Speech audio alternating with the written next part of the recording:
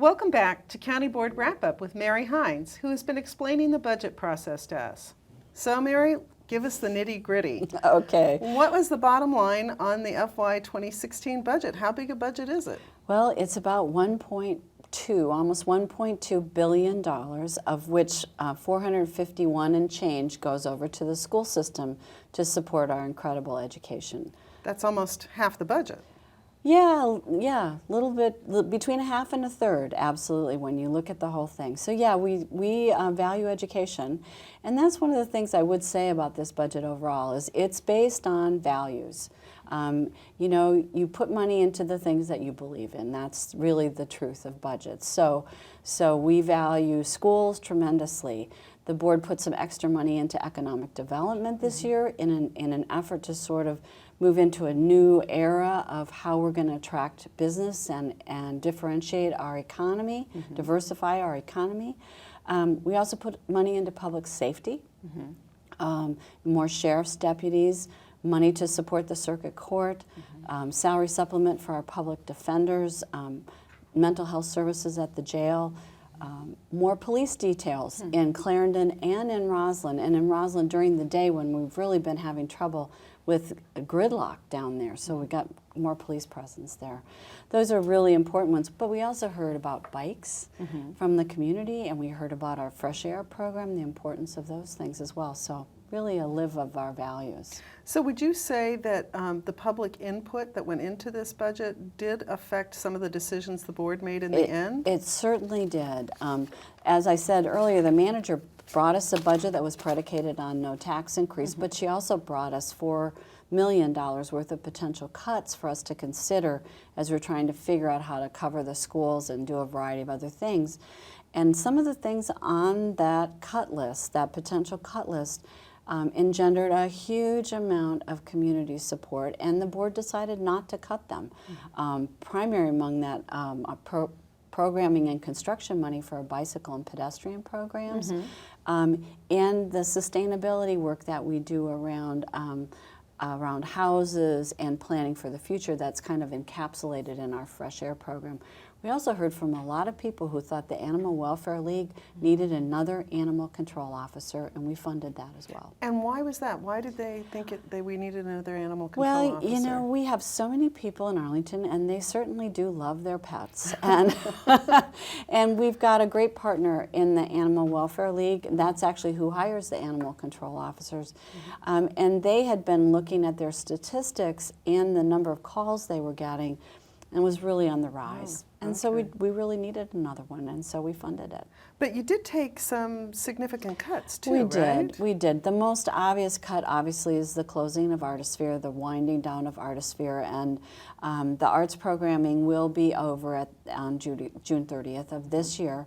We've asked the manager to come back to us in June, though, because there's a lease involved in this particular space, and one of the conditions is that we have to pay the sort of operating costs, the utilities and the heat and stuff for another year.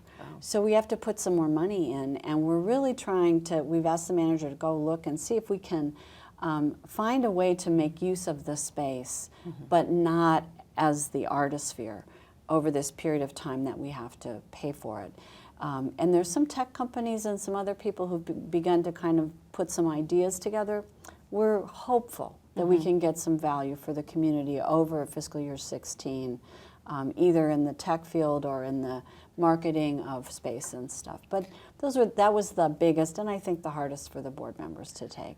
Well, and with Artisphere closing, how will the county be supporting the arts? That's a great question. So Artisphere is just a part of what we do. We have a number of other staff who work for cultural affairs, and 3 of the people from Artisphere are going to go back and rejoin that staff.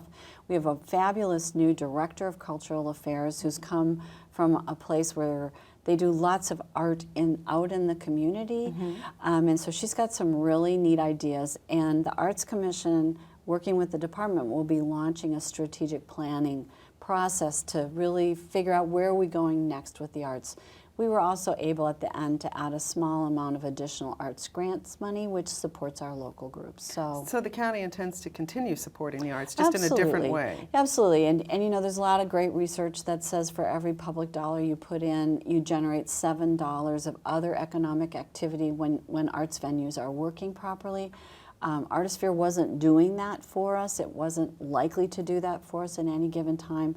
But we know that there are thousands of jobs associated with the arts here in Arlington, and that in certain locations it works really well. We're just going to have to keep working at it. So let me get to what I think is of great interest to a lot of our viewers, the tax rate. So the board decided the tax rate would not go up. That's right. Does that mean taxes won't be going up? Unfortunately, it doesn't mean that, because our assessments went up. If you're like me, you know that notice came soon after the first of the year, and probably your land value went up. Your house may not have. So whatever that increase in your assessment, the tax rate will be applied to that as well. So on average, we think that if you live in the average Arlington house, which is about valued at about $600,000, your property taxes will probably go up about $280 next year, or about $23 a month. So how does our tax rate compare with other tax rates in the region? We have the lowest tax rate in the region. Sometimes Fairfax City is a tiny bit under us, but I think we're going to be lowest in this year. Most jurisdictions are not raising their rates at this moment. The difference is, and so if you just took a $600,000 house and you plugged in all these various jurisdictions, what their tax rate would cause, you'd pay the least in Arlington for a $600,000 house in Arlington. If you instead put in the average house cost for each of these jurisdictions, so the further out you get, the lower your average cost gets. They have a higher rate, but on a lower value. And so it appears that Arlington, because our house value is among the highest, that our burden is the highest. But I would also say the kinds of services that we get, the kinds of school system that we have, the access to transit, our incredible libraries, our incredible parks. In some ways, you get what you pay for. Right. And I think it's great value for Arlingtonians. You know, those are the decisions we have to make. Let me just ask you one final question about this. Do you feel good about this budget? You know, I do feel good about this. I feel better about this particular budget than any of the other 7 I've worked on here at the county. I think it is a really strong balance of our values. I think we were able to do some key things, like, for instance, add bus service on the weekends on Columbia Pike to help people who are bus dependent down there. But we've also kept our commitment to affordable housing. We've made these strategic investments in public safety and economic development. We met the school's request.